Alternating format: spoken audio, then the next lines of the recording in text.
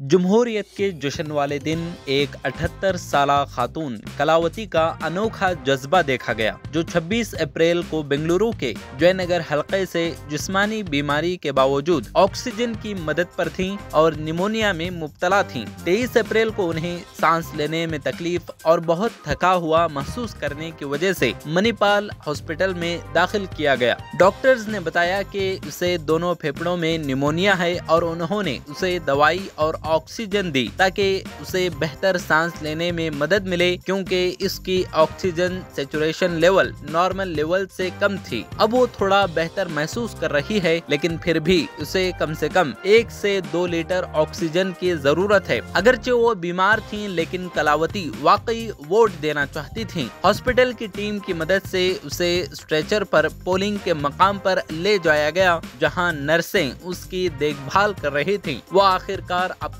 Vote इस्तेमाल करने में कामयाब हो गईं।